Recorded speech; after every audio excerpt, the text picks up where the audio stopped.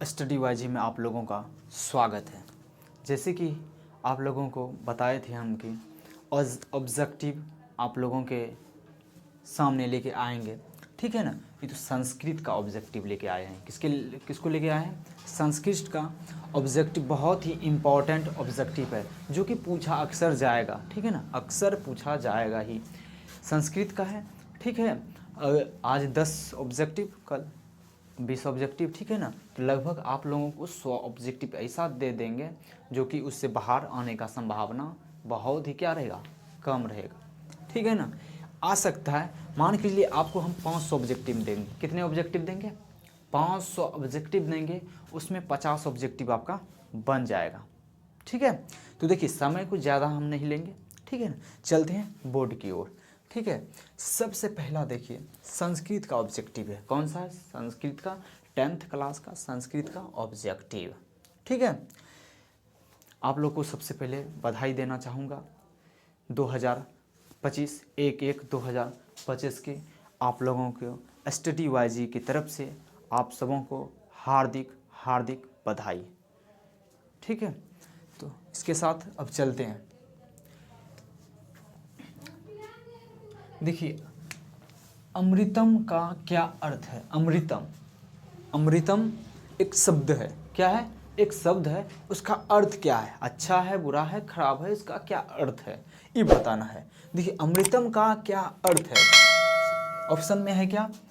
बहुत, झूठ, सत्य, अधिक। तो इसका अमृतम का क्या अर्थ होगा? अमृतम का क्या अर्थ होगा? तो होगा अर्थ झूठ। क्या होगा? झूठ, ठीक है ना। क्या होगा? झूठ होगा, ठीक है। अमृतम का क्या अर्थ है? इसका क्या आंसर हो जाएगा? झूठ, ठीक है। बहती हुई नदी कहाँ मिलता है? मान के चलिए कि जो नदी आता है, मतलब पानी जो आता है, वो बहती हुई नदी जो है, बह रहा है लगातार, वो क्या हो रहा है? बहती रहती है, ठीक है। बहती हुई नदी कहाँ जाके मिलता है? कहाँ जाके मिलता है? तो मिलता कहाँ है? ऑप्शन दिया है सरोवर, सरोवर में, और साधारण सा नदी में दिया है, सागर दिया है, और सभी में दिया है। तो ऑप्शन कौन सा हो जाएगा? सरोवर भी नहीं होगा, नदी भी नहीं होगा। जब बहती हुई नदी अब कहाँ जाता है पानी? सागर में जाता है। कहाँ जाता है? सागर में जाता है, ठीक है ना। बहती हुई नदी कहाँ जाता है? सागर में जाता है। संस्कृत का कितना क्वेश्चन है? 10 ऑब्जेक्टिव है, ठीक है ना। 10 ऑब्जेक्टिव है, ठीक है ना। कितने ऑब्जेक्टिव हैं? 10टा है। 10टा याद कर लीजिए। देखिए पर डे, ठीक है ना। अब पर डे आप लोगों को मिलेगा वीडियो, ठीक है ना। कल भी आप लोगों को 10 को प्रोवाइड किया जाएगा, आज भी। देखिए किसकी, देखिए अगला क्वेश्चन क्या है? किसकी जीत होती है? क्रोध का, असत्य का, सत्य का, मोह का। किसकी जीत होती है? असत्य का क्या हो जाता है? जीत हो जाता है। क्या हो जाता है? असत्य का जीत हो जाता है, समझ गए। चौथा क्वेश्चन है, सिख संप्रदाय के 10वें गुरु कौन थे? सिख जो है, सिख धर्म जो है, उसके 10वें गुरु कौन थे? 10वां नंबर का गुरु कौन थे? गुरु नानक, स्वामी विरजानंद, स्वामी दयानंद, गुरु गोविंद सिंह। तो कौन हो जाएगा? कौन हो जाएगा? गुरु गोविंद सिंह। कौन हो जाएगा? गुरु गोविंद सिंह हो जाएंगे, समझ गए। कौन हो जाएंगे? गुरु गोविंद सिंह, ठीक है। गुरु गोविंद सिंह। 5वां देखिए, पटना के किस दिशा में गंगा नदी बहती है? पटना जो है, पाटलिपुत्र, वो किस दिशा में नदी बहती है? कौन सी नदी? गंगा नदी। किधर बहती है? उत्तर दिशा, दक्षिण दिशा, पूरब दिशा, या पश्चिमी दिशा। तो हो जाएगा इसका उत्तर दिशा। कौन सा आंसर हो जाएगा? उत्तर दिशा, याद रखिएगा। कौन सा दिशा? उत्तर दिशा हो जाएगा, ठीक है ना। उत्तर दिशा हो जाएगा, दक्षिण से पीछे, ठीक है ना। मतलब किस वंश के शासक काल में होता था? तो आंसर क्या है? गुप्त वंश है, मौर्य वंश है, पाल वंश है, चोल वंश है। कौन सा वंश हो जाएगा? कौन सा वंश हो जाएगा? गुप्त वंश। कौन सा हो जाएगा? गुप्त वंश हो जाएगा, समझ गए। कौन सा आंसर हो जाएगा? गुप्त वंश आत्मा में, ठीक है ना। राजशेखर द्वारा रचित ग्रंथ निम्नलिखित में से कौन है? राजवंश जो ग्रंथ लिखा है उसकी रचना कौन सा है? काव्य प्रकाश ऑप्शन दिया गया, काव्य मीमांसा, कुट्टनीमत में क्या हो जाएगा?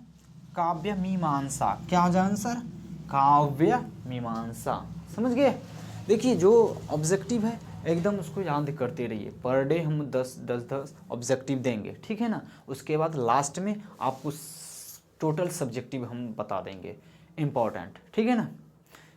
कम से कम आपको ऑब्जेक्टिव प्लस सब्जेक्टिव 500 लगभग के आसपास आपको हम क्या देंगे? ऑब्जेक्टिव देंगे, जिसमें आपको बनाना कितना है? मात्र 50 और 50 में 50 आप लगा के आएंगे, इनमें नो डाउट, ठीक है, क्लियर। वो कि सब्जेक्टिव जो पूछा जाएगा उससे बाहर नहीं आएगा, ठीक है। इसलिए हमारे चैनल को सब्सक्राइब कर लें, स्टडीवाइजी को, ठीक है। तो आगे चलते हैं। उपनिषद वैदिक वार मय का कौन सा भाग है? ठीक है ना। उपनिषद वैदिक वार मय का कौन सा भाग है? मध्य भाग, अंतिम भाग, पूर्व भाग, ए और बी। मतलब क्या बोल रहा है? ए और बी दोनों है लास्ट में, ठीक है, डी ऑप्शन।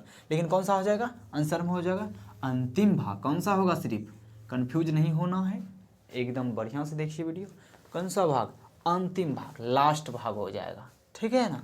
कौन सा भाग हो जाएगा? ऑप्शन बी सही हो जाएगा। समझ गए? स्थनीज ने, क्वेश्चन क्या है? मेगास्थनीज ने अपने स्मरण में किस स्थल का वर्णन किया है? तो कौन सा है? पाटलिपुत्र का। किसका वर्णन किया है? पाटलिपुत्र का वर्णन किया है, ठीक है। आंसर इसका ए सही हो जाएगा। समझ गए? अब देखिए लास्ट क्वेश्चन है, ठीक है ना। कल हम 11वां क्वेश्चन बताएंगे, ठीक है। आप लोग चैनल को सब्सक्राइब कर लीजिए, देखिए। और ऑब्जेक्टिव बहुत ही इंपॉर्टेंट क्वेश्चन है, ठीक है ना। 10वां हो जाएगा सत्यमेव जयते किस उपनिषद में उल्लेखित है? सत्यमेव जयते किस उपनिषद में उल्लेखित है? चर्चा किस उपनिषद में क्या है? चर्चा किया गया है। तो क्या है? आंसर हो जाएगा इसका मुंडकोपनिषद। मुंडकोपनिषद, ठीक है ना। आंसर हो जाएगा मुंडकोपनिषद इसका, ठीक है, ठीक है ना। इसलिए आप लोग चैनल को क्या कर लीजिए? सब्सक्राइब कर लीजिए, ताकि आपके पास वीडियो आता रहे, ठीक है ना। धन्यवाद। जय हिंद, जय भारत।